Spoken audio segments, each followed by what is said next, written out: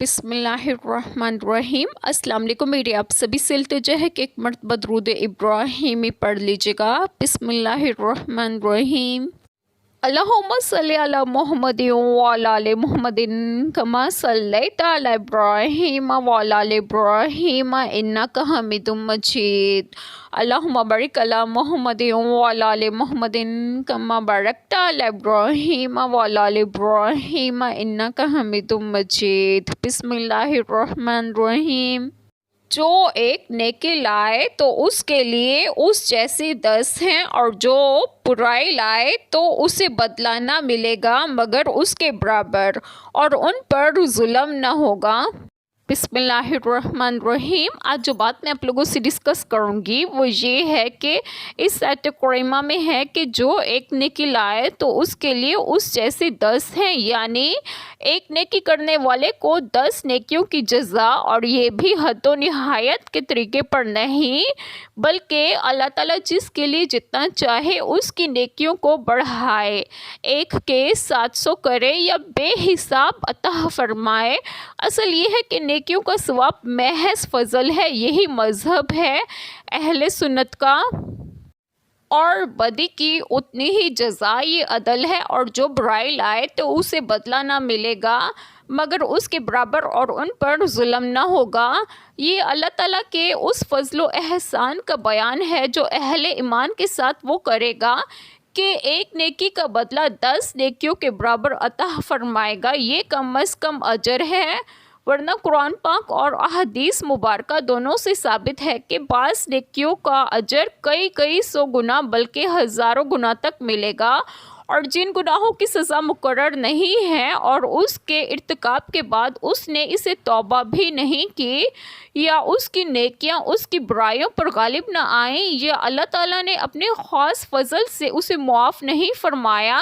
تو پھر اللہ تعالیٰ اسی برائی کی سزا دے گا اور اس کے برابر ہی دے گا۔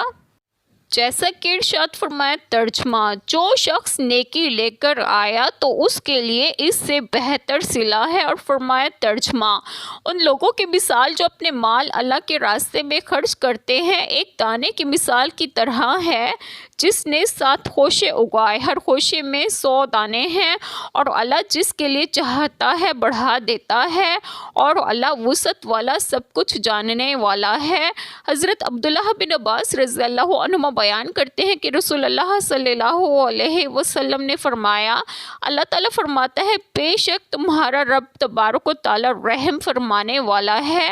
جو شخص نیکی کا ارادہ کرے اور اسے عملی جامہ نہ پہنا سکے تو اس کے لیے ایک نیکی لکھ دی جاتی ہے، اور اگر وہ اس کو عملی جامہ پہنا دے تو اس کے لیے 10 سے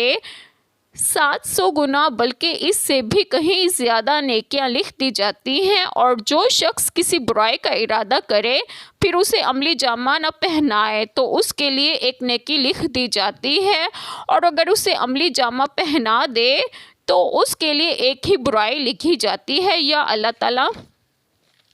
اسے بھی معاف فرما دیتا ہے۔